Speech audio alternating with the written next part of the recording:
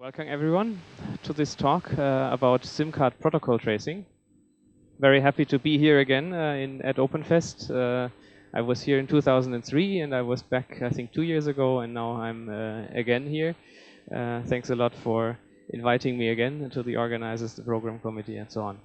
So SIM card protocol tracing, well, what's that? I mean, most people know protocol tracing on Ethernet or on Wi-Fi or on typical network interfaces. But there are use cases where you actually want to trace the communication between a SIM card and a phone, and that's why we created a project called the Osmocom SIMtrace for exactly this purpose. Before I'm going to go into SIMtrace itself, I'm going to do a little, how can I say, review about SIM cards.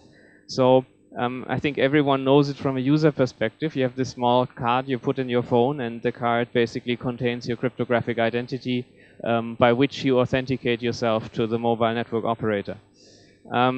So the idea was to, unlike in, for example, in CDMA telephony systems, where the identity is stored inside the hardware of the phone itself, the idea during the GSM specification process was that the identity would be in a SIM, the subscriber identity module, and different from the phone, so you can just swap phones very easily and take your identity with you.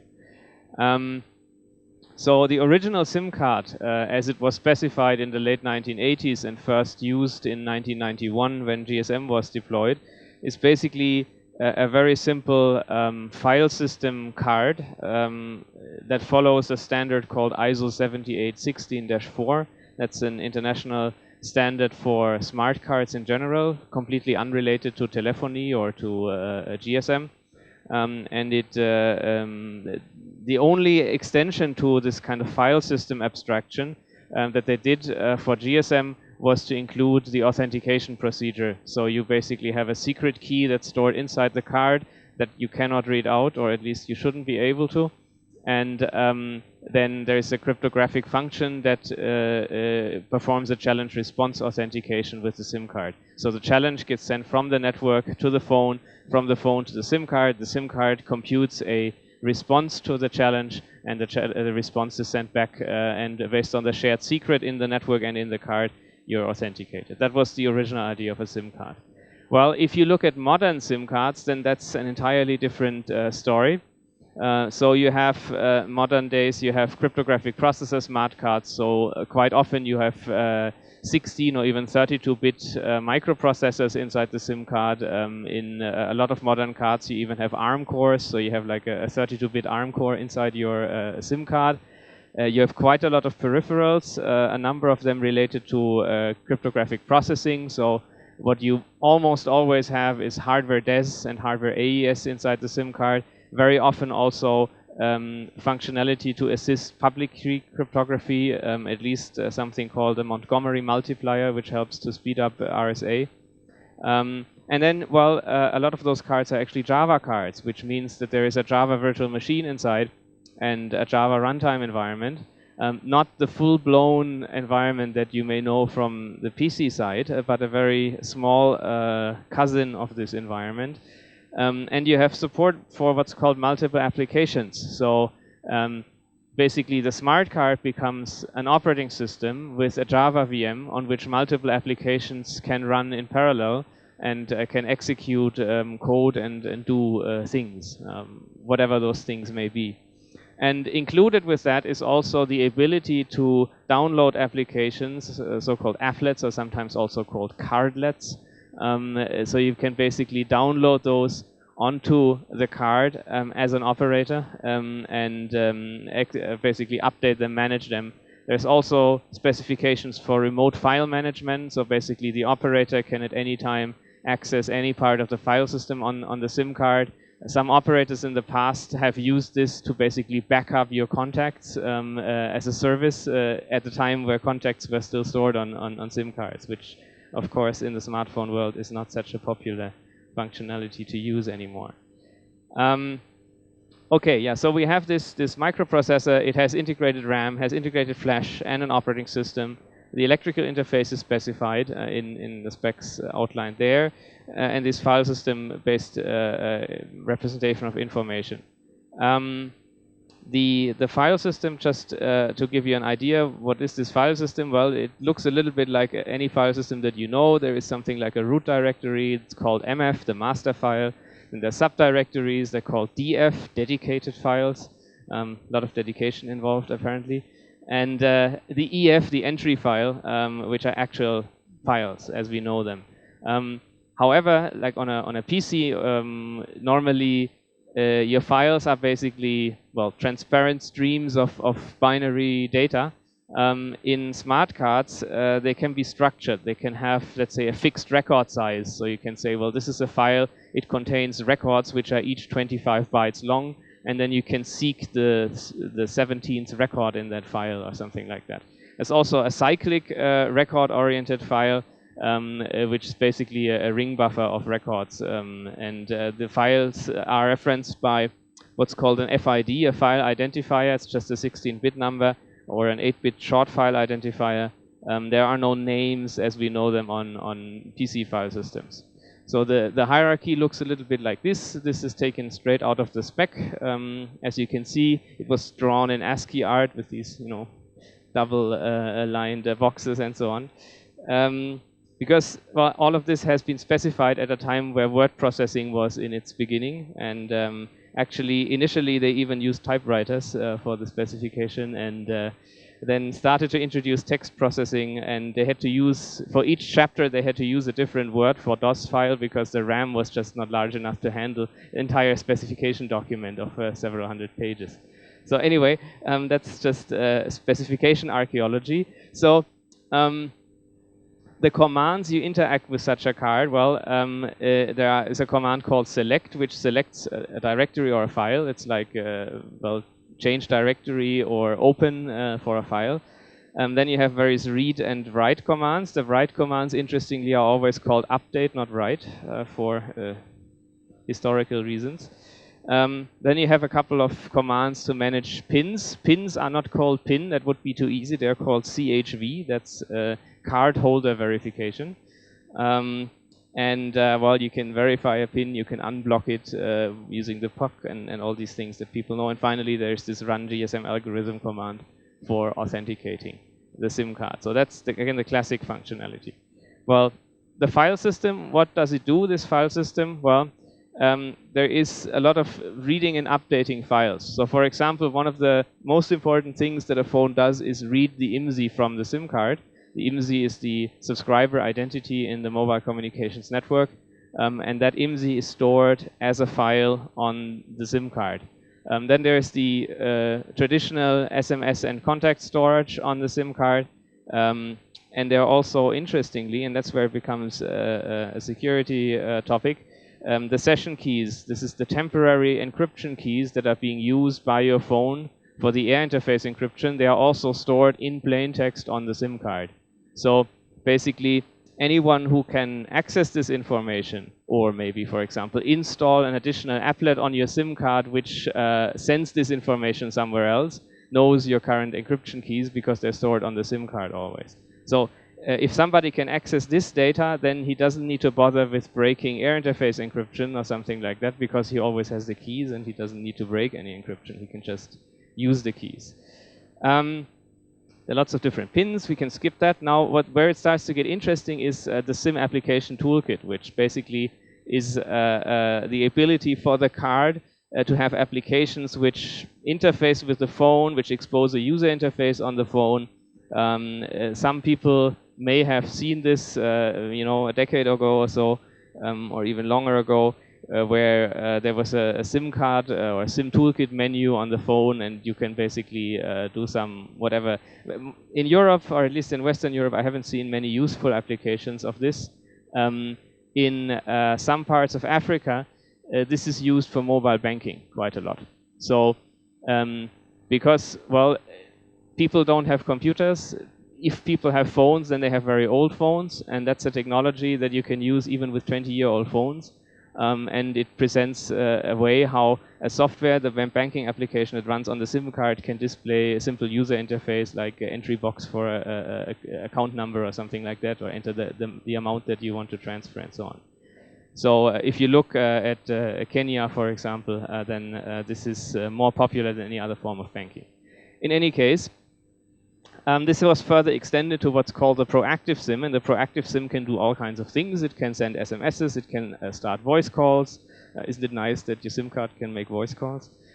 It can play tones into your speaker. It can ask the phone to give it location information. In the latest versions of the specification, this even goes to the GPS position, so the SIM card can ask the phone to obtain the GPS position.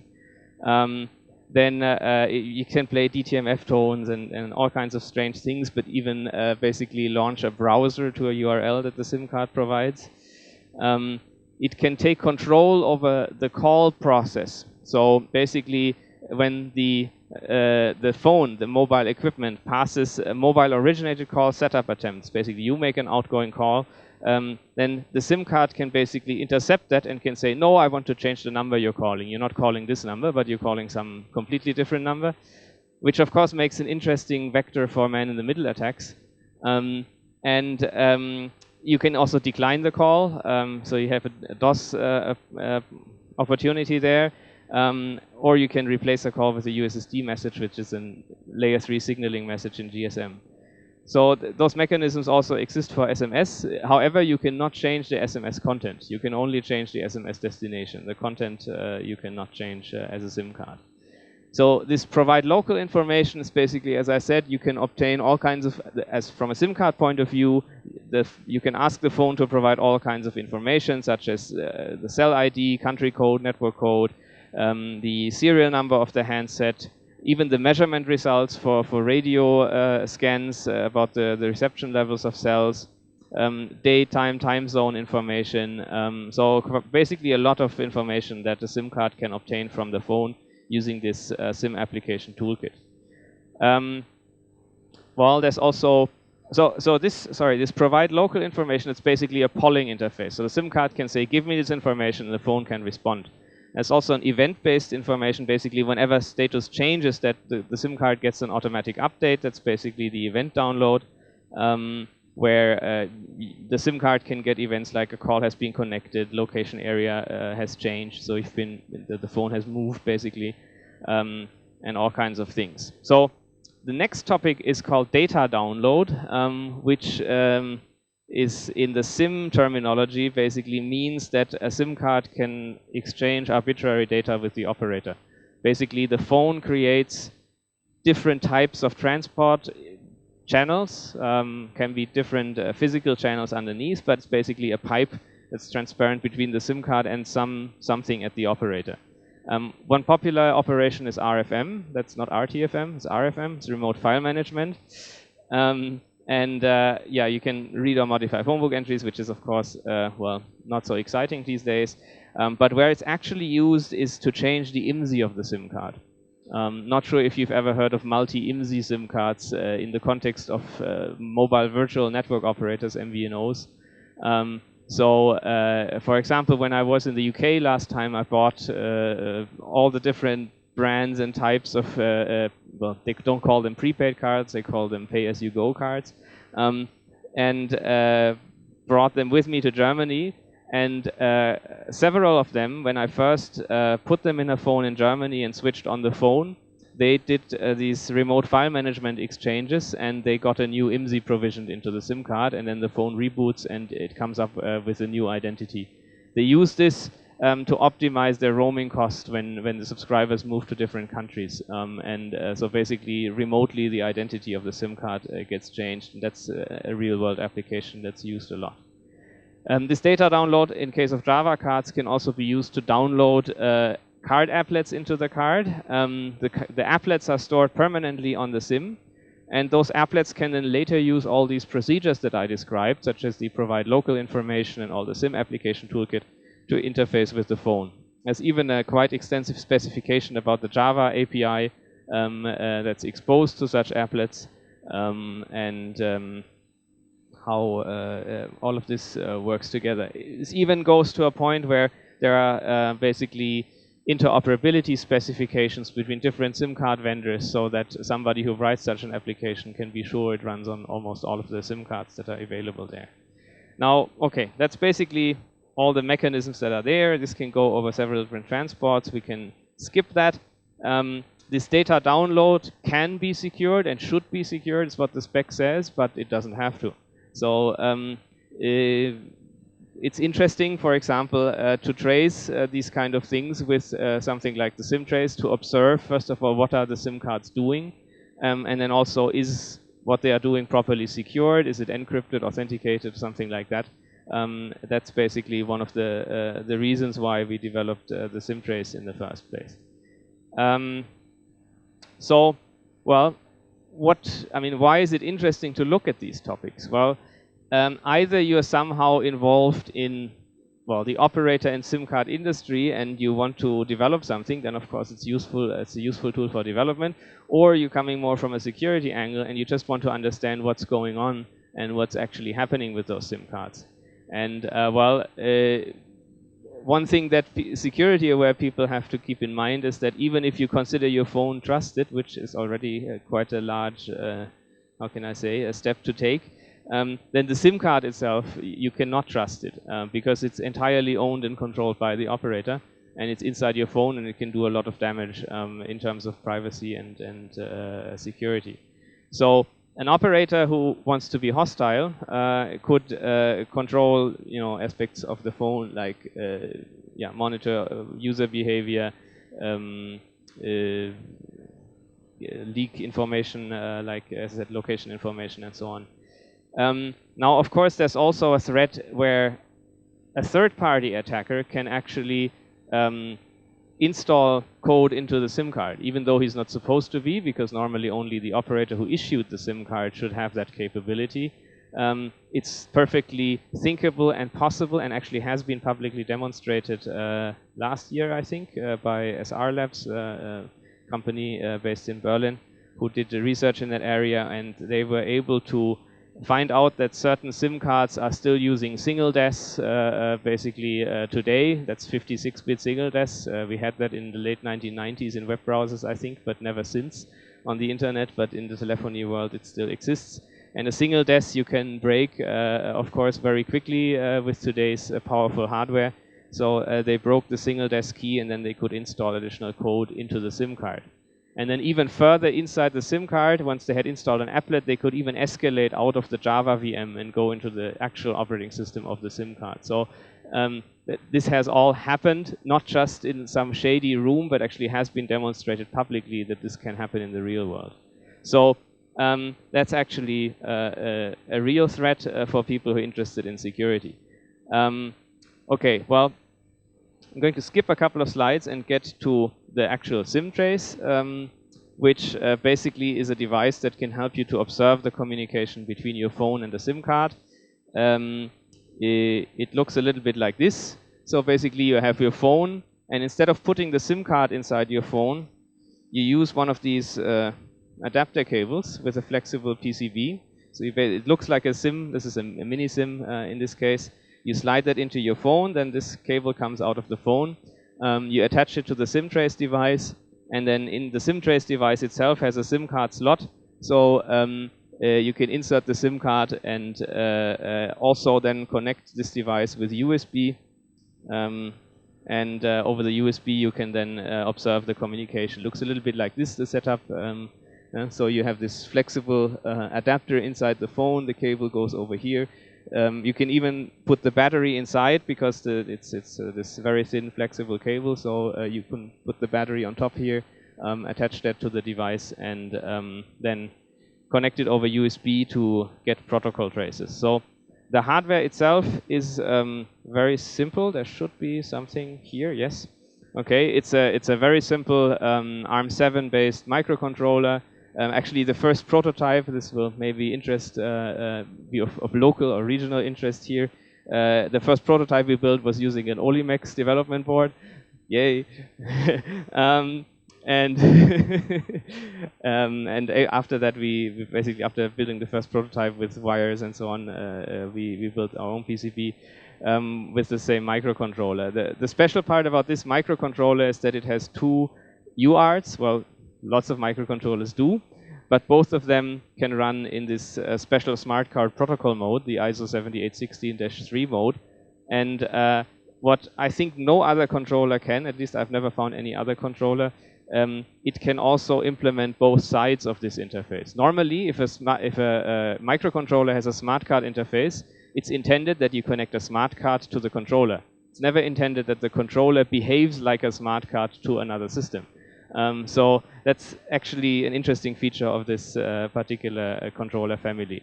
So that was implemented. The entire hardware design is open hardware. The firmware is open source. The host software is open source. So that's all available.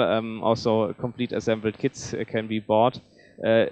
When we started this, we thought like, okay, that's maybe interesting for 20, 30 people or something like this. But by now, more than 700 people have actually bought one. So I'm completely surprised. This is such a special interest project.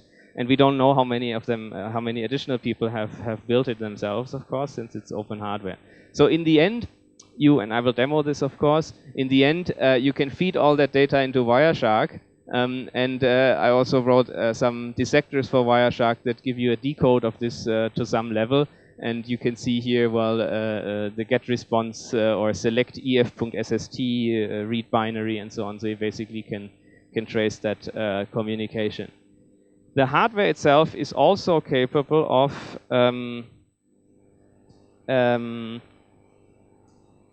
so the mode in which it's running today or so far is a pure tracer. So it's entirely passive. It just taps on the signal, takes a protocol trace, and sends that over USB. However, the hardware has also a switch, so you can basically break the connection between the SIM card and the phone, and you can insert the controller as a man in the middle. And then you can manipulate that communication that's happening. So far, as the hardware is capable, but nobody has written software for doing that yet. And unfortunately, nobody has done so, even though the project exists for, I don't know, quite a number of years now. So that's definitely something where contributions would still be welcome. The hardware is capable of doing that, but it hasn't happened so far. So in order to run this, well, as I said, you connect everything here. Then you run a program which is called the SIMtrace program, which is a very small command line utility which uses libUSB to access the USB interface and to obtain the protocol traces. Then it gives you a hex dump on the screen, which we will see. And you can also feed the data into Wireshark for the more, how can I say, more useful graphical decoding of the trace. So do we have a volunteer who wants to do this with his phone here? And I can demo the protocol trace? Okay, at least we have a SIM card. Somebody, does somebody want to volunteer? I can also use my phone, but yeah, go ahead, please. I mean, so we have various different adapter cables for, okay, thanks. For different orientations and different sized SIM cards, so we can pick the right one to actually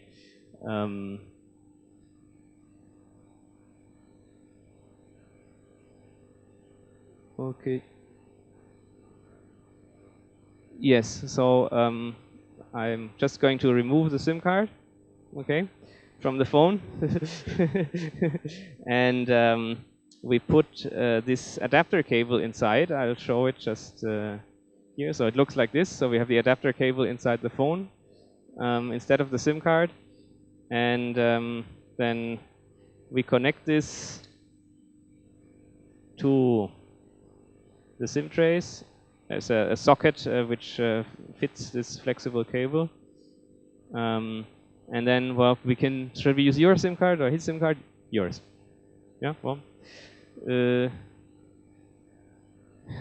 We can try both after, I think it's different operators, so we can see what's the case. So basically now I have the setup. The SIM card is inside the socket on the SIMtrace itself. We have the flexible cable, the phone, and USB cable going to my PC.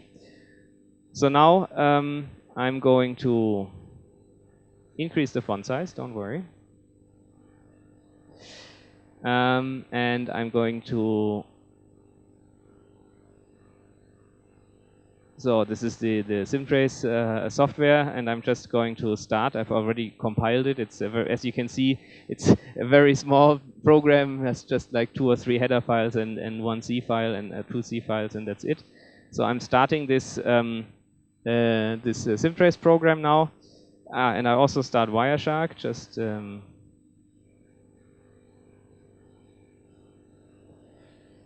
And in order to get the data into Wireshark, what we do is sort of a hack. So we basically we wrap the the SIM card communication, we wrap that into UDP and IP and send it to localhost. And then after the loopback interface in Wireshark, we can pick it up and decode it. That's the only real portable way. I mean, you can start with a TON device or some other stuff, but it's Linux specific. And if you just put it in IP, then even on Windows or whatever obscure operating systems that people use, they can still use it, and nobody can tell us we are I don't know, some Linux extremists or something like that. So do we already see some? The battery, yeah, of course. There, yeah. It's like, why is nothing happening? Well, it doesn't work without power. It's not magic. Okay, so let's first look at the this output. So now I'm pressing the button. Oh, sorry. Well, it's not my phone, so my apologies. Do you need to? Maybe there's some phones which have a switch with the lid. No, not this one. Well, maybe you can power on your own phone.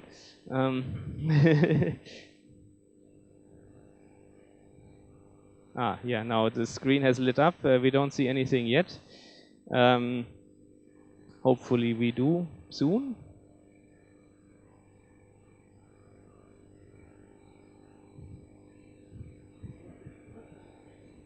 There we go. Yeah, it looks nice, but unfortunately that's not what I wanted to see. So sometimes it doesn't synchronize. My apologies. Of course, when you try to show it, of course that happens. So we'll just do that again. We restart that. Yeah, I think I can. Yeah, I just hold it long. Yeah. Okay. But this should be running.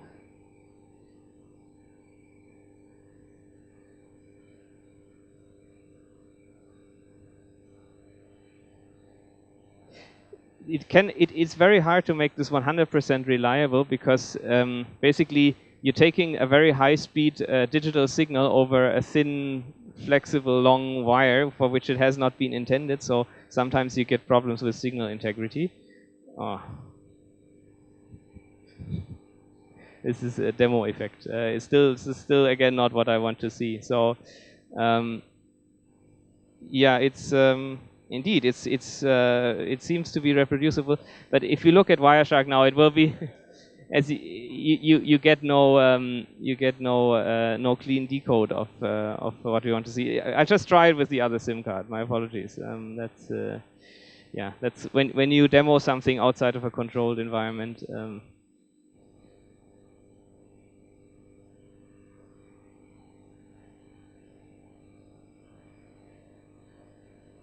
We'll see. Okay, we'll see. You think it's operator locked? Okay. Well, I can also use my phone if we don't have success with this phone. But at least we will see. I mean, we will get the protocol even if it's operator locked. It needs to talk to the SIM card in order to determine that it's not a SIM card of that operator. So we will see that at least. Let me just restart this here.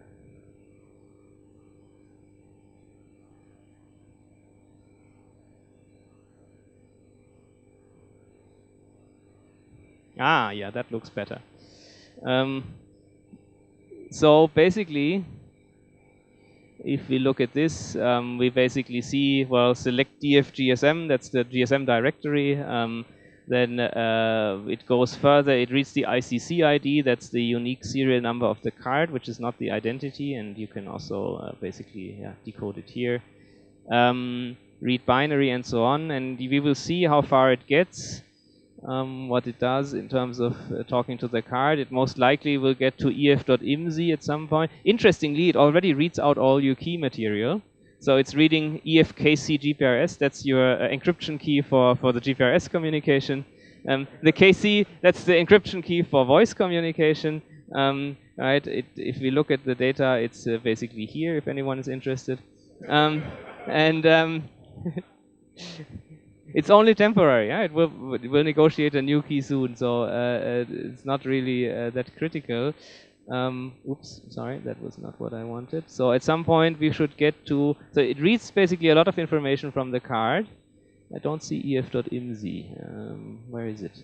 It reads your SMS parameters and last numbers dialed and all kinds of things. But where is the ef.imsi? I don't see it.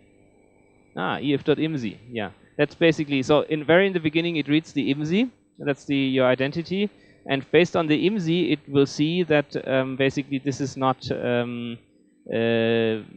a card from the operator that the phone is operator locked to. But it still continues to read all kinds of things because, well, if we're at it, we can read it anyway. Okay, so that's basically and one thing. Let's just look at the terminal profile. It's basically the terminal profile is a long bit mask, which interesting. Let's see what it wants later. But the terminal profile is basically a long bit mask of features, which indicate what kind of features this SIM card, this phone supports. And if you look at, well, you can of course expand all subtrees to get all of these. So you see, well, basically this phone supports the profile data download, the download over SMS, over cell broadcast. The more interesting things are, well, call control by SIM is supported, so basically all these nasty little features. And you can also see at some point you can, well, I think it's very far at the bottom, provide local information. Timing advance is even supported. That's basically a very low-level radio parameter that tells you how far you are from the cell. It's a timing parameter of the radio signal. Open channel. So where is it? Yeah, it even supports the bearer independent protocol. That's the BIP, bearer independent protocol. And you see here TCP client mode, UDP client mode, and TCP server mode is supported. What this means is that your SIM card can instruct the phone to bind a local TCP or UDP port on the internet GPRS that it has, and then transparently forward any data that goes to that port into the SIM card and vice versa. So basically this enables a SIM card to open TCP and UDP sockets on the internet. So it's quite a lot of features in this phone which a lot of people are, not that aware of. But I'm looking, for example, for the GPS, but I cannot see it right now where it is. Whether it can tell the SIM card its GPS position. I don't find that bit right now. But in any case, this terminal profile basically tells you about the capabilities of the SIM card in a lot of detail. And I had to write all of this decoding by hand. But there's also the opposite file, or the opposite information, which basically tells the phone which features the SIM has. And that should be EFSST. But unfortunately, there is no decode of that implemented so far. So basically, this bit mask, as you can see, it's a bit mask. It only has basically, bits set or bits not set, and you have things like F for 0 quite often. So basically, this bit mask is the opposite, where the SIM card tells the phone what kind of features it wants. And it's basically a handshake mechanism going on between the two entities here. Yeah. What type of SIM? In a sense, sorry.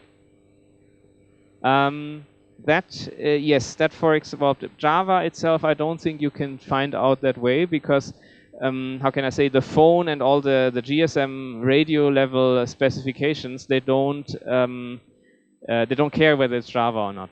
It's basically a protocol between the SIM card and the phone, and the protocol is the same whether the card supports Java or whether you can program it in C or whether you cannot program it at all because it's all in ROM.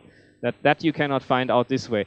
That you could find out by inserting the card in a card reader and sending certain messages to it which are only Java card specific, but a normal phone wouldn't do that. That's basically, it's called a global platform. There's like, for example, the I think it's called the Application Manager or something. It's basically like a package manager for the Java applets that you have installed in the card, and you can query it for what's installed on it and these kind of things. And the Java card would give you a response, whereas a non-Java card wouldn't give you that kind of response. Okay.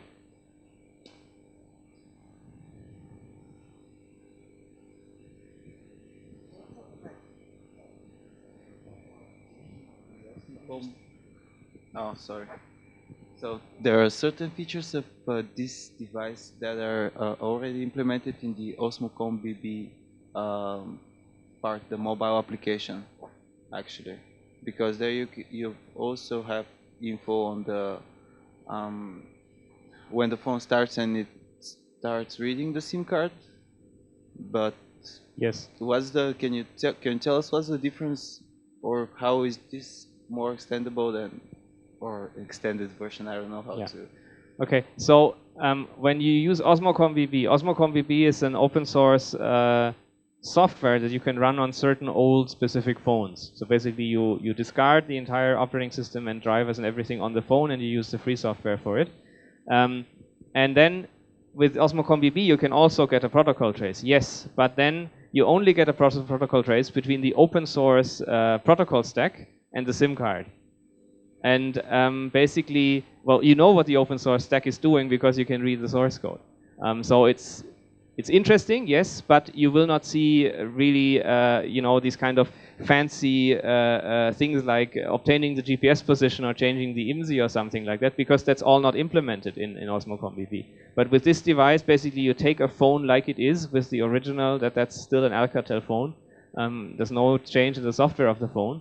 And you can observe what this phone with this proprietary software that you don't know anything about, what capabilities does it have and what does it do with the SIM card and vice versa.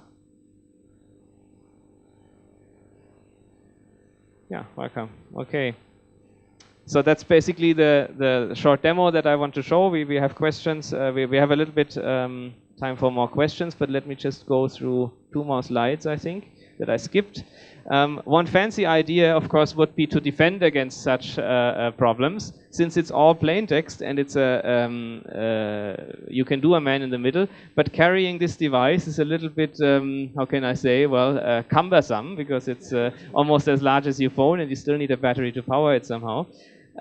But I mean, in theory, you can implement a packet filter for this protocol and you can disable all those features that you don't want. And actually, there are some interesting devices on the market. This is a Bladox Turbo SIM, is I think how they call it, and that's a Rebel SIM. These are basically so-called SIM card interposers, which is a small piece of flexible PCB with contacts on the top and on the bottom, and a small, or sometimes not so small, microcontroller soldered to the flexible PCB. And you can slide that in between your real SIM card and the slot of your phone. And then those devices can perform a man in the middle on this communication. So it actually exists, but I'm not aware of anyone having used that for a firewall. This is mainly used for, this was mainly used for research in SIM card development, and this device is actually used for iPhone unlocking. But it's a general purpose 8051 microcontroller on there. You can reprogram it to do whatever you want and insert it between your SIM card and your phone. So it's the microcontroller is I think an was it Interseal? No, I don't remember which, but the documentation is available. You know, everything, all the information is there. So if anyone wanted to do that, it's perfectly doable. Without building your own hardware, you can just buy these for I think £5 UK or so, and then program it and have fun with it. Okay, so that's just the 2 slides I still wanted to show. And yeah, if you have more questions, feel free. Or if anyone else wants to see what his phone is doing.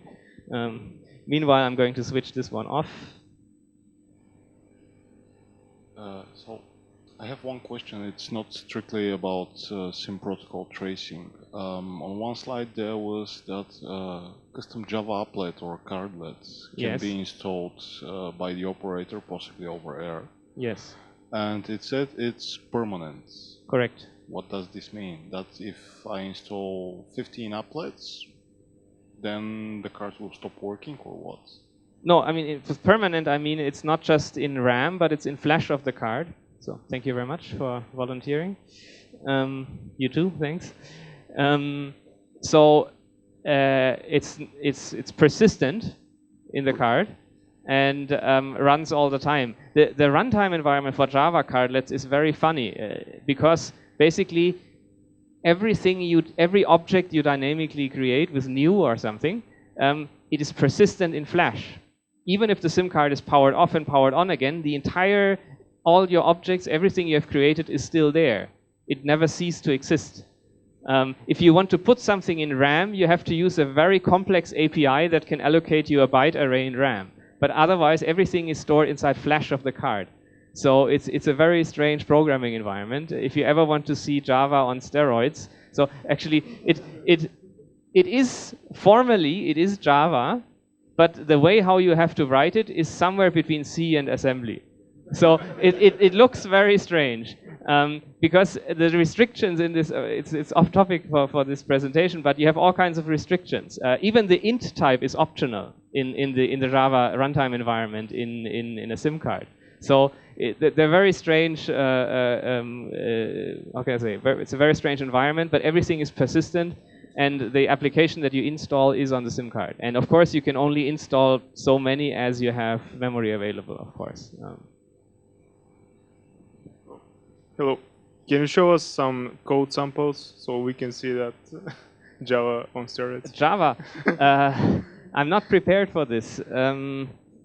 Let me think if I have something here. I can check very quickly. I have to disconnect the projector and see. Okay. What I have here, as that this is not what I prepared for.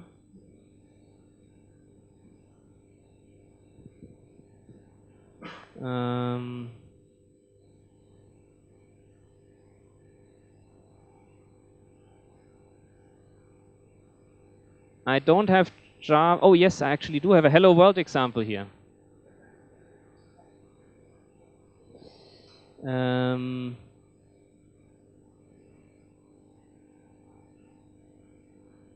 Where is it? I should have it.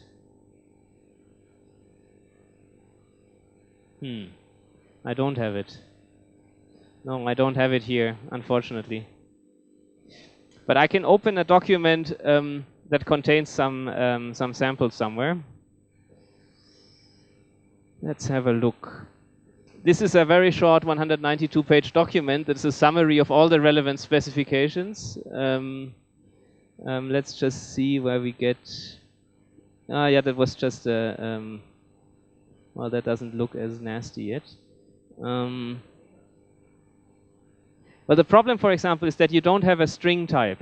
So when you want to have a string that's displayed somewhere, you have to declare an array of bytes, and each byte has a typecast in front of it. So even the hello, that's why the hello world is such a good example, because the hello world string you cannot write as a string, because the string doesn't exist in this environment. A string is already too complex. Yeah, there you actually see, you know, this is how you declare a string here. Yeah, it's just like you have to write byte in front of each character and then write. Yeah?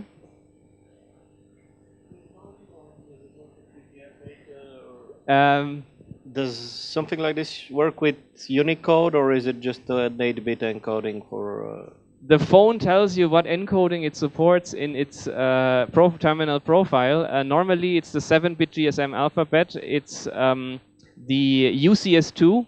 So 16-bit UCS2 is normally the character sets that you. So 7-bit GSM or 16-bit UCS2, and you have to basically declare what you use then. Yeah. So well.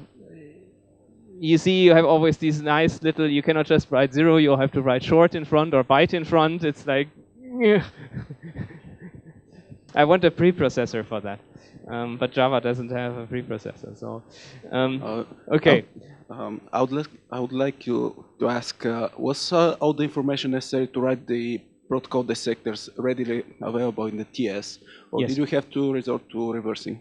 No. All the information is publicly available. All the specifications are available for free. Everyone can download them. You don't need to register even. You can just go to a website, download them, read them, and implement it. And yes, more work on the Wireshark SIM card protocol dissector would be very appreciated, because as you can see, or as we have seen, some things are very decoded in a lot of detail, but other things are not decoded at all yet, like this SST. So if somebody wants to volunteer for that. The Wireshark I was running is standard upstream Wireshark. So we originally created some patches, but they have all long been merged already 2 years ago at least. And so it's all mainline Wireshark. So send your patches there. Thanks. Couldn't you use a logic analyzer for this tracing? Why do you need? Of course, you can use a logic analyzer. Now, in the last 2-3 years, there are logic analyzers as open hardware or as inexpensive projects like Open Logic Bench and so on. Yes, you can get them and you can use them. Still, you will need some kind of physical adapters that you will have to use in any case, and not everyone has logic analyzers, and if you basically go back a few years, then logic analyzers were these expensive, large, heavy units for thousands of euros that you had to buy, and such a small circuit board is of course much cheaper, and that was the motivation at that time. So definitely, if you want to go a logic analyzer path, all you need to do is to implement this SIM-specific UART protocol. It's very similar to RS-232, but slightly different. Also, it has sort of it has a clock line, but it's still not synchronous. It's asynchronous, but the bit timing depends on the clock. And over time, you have dynamic clock reconfiguration. So at any point of time, the card and the reader can negotiate for different clock rates, and you basically have to implement that. But if you implement that in software and you use a generic logic analyzer, then you can feed the result again in Wireshark and display it. It's definitely possible. Okay. Have you tried using these boards for other applications where they're using SIMs, for instance, identity cards? I haven't used it in this context, but it will work. All the chip cards use the same protocol for communication, so I don't have any doubt that it works. It's just you need mechanically different adapters because, well, with identity cards normally you don't have this small SIM card form factor, so you have to use an adapter to get to the full-size ID card again. Also on the other side, since we only have a slot for the small SIM cards, it's a little bit cumbersome maybe to mechanically make it work, but the protocol is the same on all the cards. Okay. If for example your phone gets let me just think about it just a second. Okay, so is there some kind of authentication between the SIM card and the operator if, for example, the operator wants to install a certain applet on this via Java on the SIM card?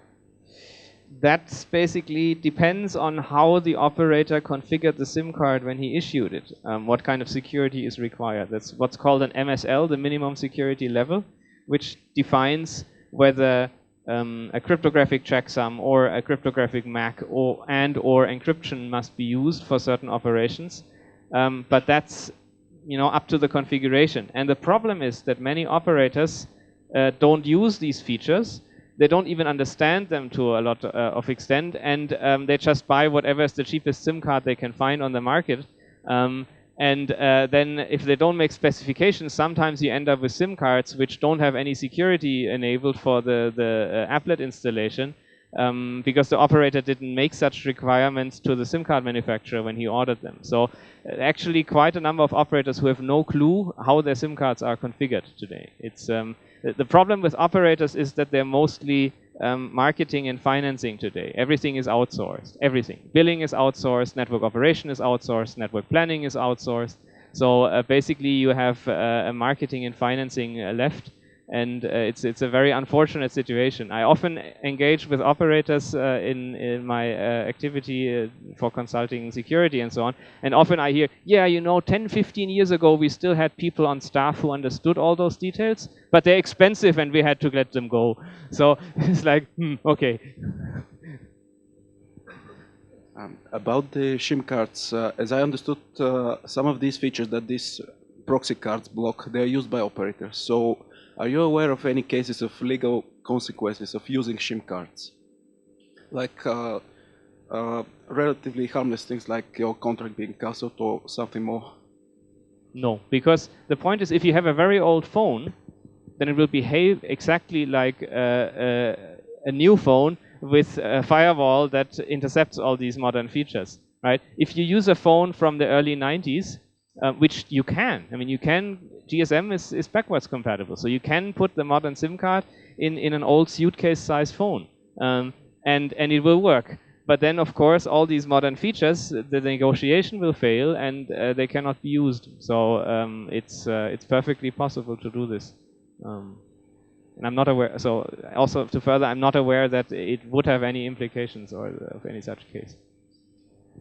I'm not completely sure, but don't most modern bank cards like debit or credit cards use a very similar, actually the same interface as those SIM cards? And can we use the SIM tracer device to maybe, I don't know, clone bank cards? The interface, the physical interface is the same, and that's what I said. Yes, you can also trace that with SIMtrace, but the communication is secured by something called SM, which is secure messaging. It's ISO 70816-8, and it basically is a cryptographic protocol between the card and the reader. But in the mobile phone world, this is not used. But in banking or lots of other applications, even the biometric passports, for example, that are issued now all over the world over the last 10 years, they use a wireless interface. They don't use the chip contacts, but the protocol stack is exactly the same. So a lot of these RFID cards, they basically use the same ISO 7816-4, the same select and all these commands, but the physical layer is over RF and not over the contacts. But since it is the same protocol stack, they also use secure messaging and so on. So basically, if you have and I think in 2006 or so, I was involved with a project called OpenPCD that implements, an RFID protocol tracer for such cards. But they also use the same physical protocol, but then they use encryption on the next layer, and then you cannot see what's in the higher layers, basically.